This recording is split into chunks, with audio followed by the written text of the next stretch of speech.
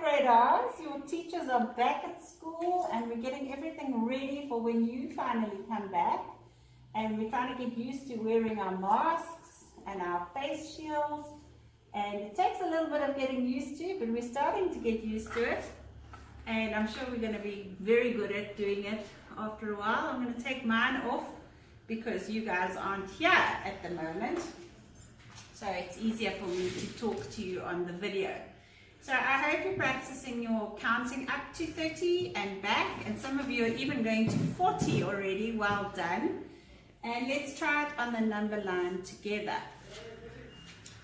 1, 2, 3, 4, 5, 6, 7, 8, 9, 10, 11, 12, 13, 14, 15, 16, 17, 18, 19, 20, 21, 22, 23, 24, 25, 26, 27, 28, 29, 30.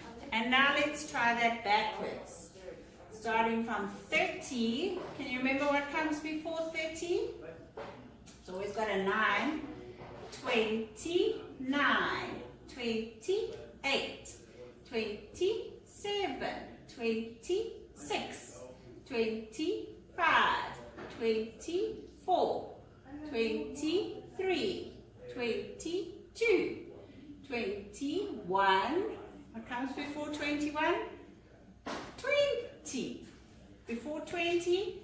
19, 18, 17, 16, 15, 14, 13, 12, 11, 10, 9, 8, 7, 6, 5, 4, 3, 2, 1, 0, blast off!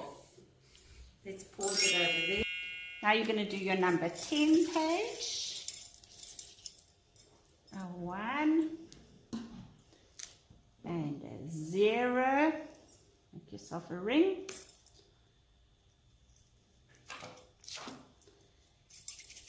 And a ta. E n.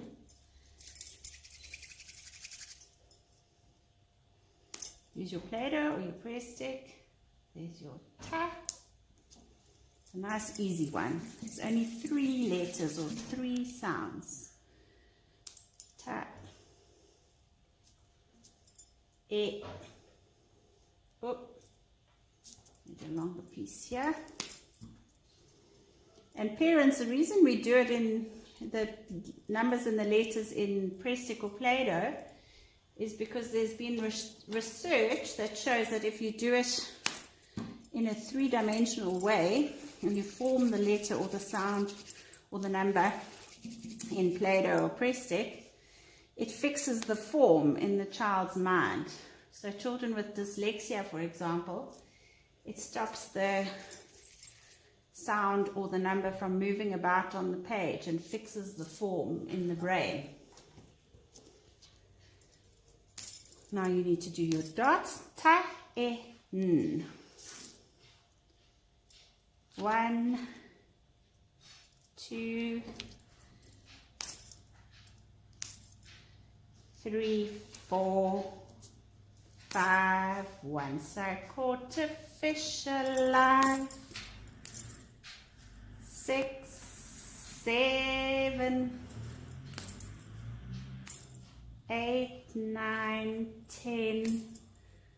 Then I let it go again. Why did you let it go? Because it bit my finger so. Which finger did it bite? This little finger on my right. And this makes me think of another song. 10 fat sausages sizzling in the pan. 10 fat sausages sizzling in the pan. And the one went pop and the other went bang. There were, how many? 8 fat sausages sizzling in the pan. 8 fat sausages sizzling in the pan. And the one went pop and the other went bang. There were 6 fat sausages sizzling in the pan. 6 fat sausages sizzling in the pan, and the one went pop and the other went bang. There were 4 fat sausages sizzling in the pan. 4 fat sausages sizzling in the pan, and the one went pop and the other went bang. There were 2 fat sausages sizzling in the pan. 2 fat sausages sizzling in the pan, and the one went pop and the other went bang. There were no fat sausages sizzling in the pan. And you can also do your 10 little extra pictures at the bottom if you like. We're going to start learning about 3D shapes. Now you've finished your 2D shapes, which are the flat ones. The circles, the triangles, the rectangles, the squares. And now we're going to talk about 3D shapes, which are the fat ones. They are 3-dimensional. I'll show you what they are now, but this is a helpful little poem that we do in class that's going to help you to remember it. And it goes like this. 3D shapes. 3D shapes are fat, not flat. A cone is like a party hat. A sphere is like a bouncy ball, and a cuboid is a building tall. A cylinder is like a soda pop, like a can. Cylinder is like a soda pop, and a cube is like a dice you drop. Whoa, there goes our dice. A pyramid is a pharaoh's tomb. That's all our 3D shapes. Kaboom! 3D shapes are here and there. 3D shapes are everywhere. So you can go and look around your house and see if you can find any things that look like cones. I've got 2 cones here, like an ice cream cone for your ice cream. And it's interesting with 3D shapes to think, do they roll on the ground or do they slide? So let's try with this one. If I put it like that, it can roll, and it's a lovely shape because it can also slide along. It can do 2 things. It can slide and it can roll. Let's try the sphere. And it sounds a little bit like spear, but it's not spear, it's sphere. So here's 2 spheres that I found. I found this tennis ball and this little tiny sphere. And do you think they slide or do they roll? So we give it a test. Come on, Pete the cat. He's going to give it a kick. Whoa, very, very good rollers. So those ones roll. How about cuboid? What is a cuboid? Cuboid is like a building tall.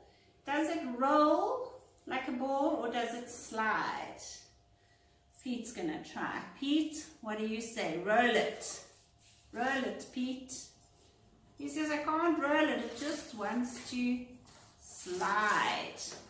So that's a sliding 3D shape. That's cuboid.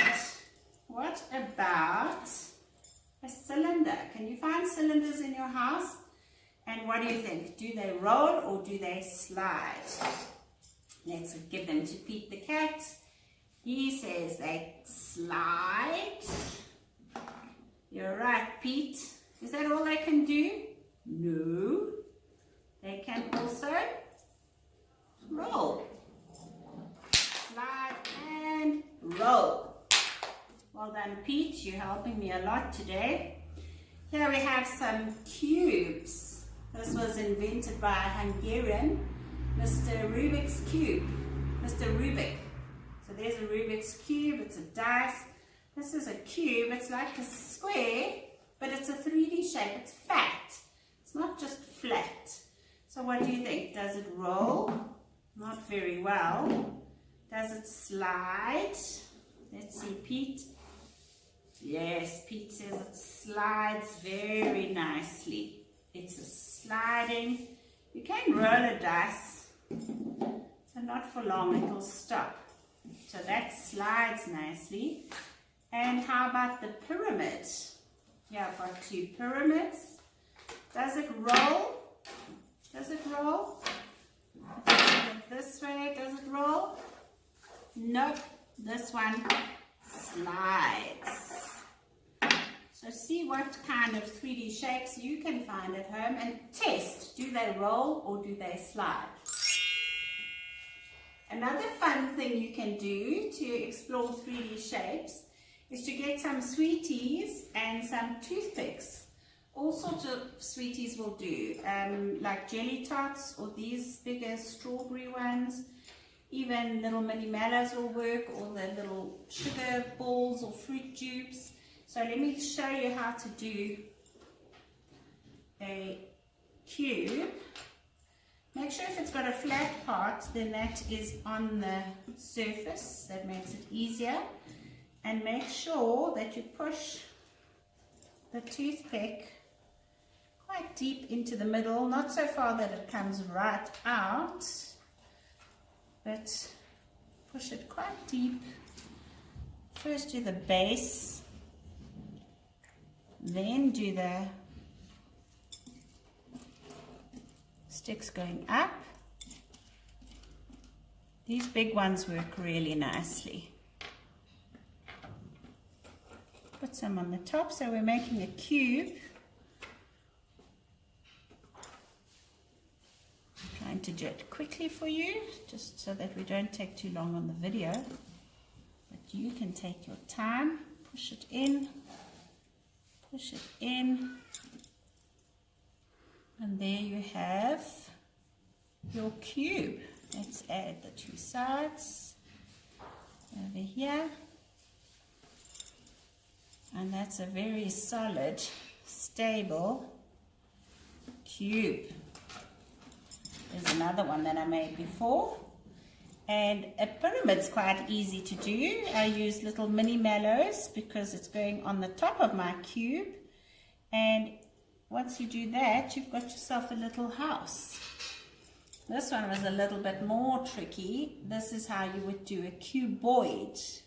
And I've got a challenge for you. See if any of you are able to try and make us a sphere or a cone. Can you make a sphere out of your sweeties and your jelly tots? I think it's impossible. And can you make a cone?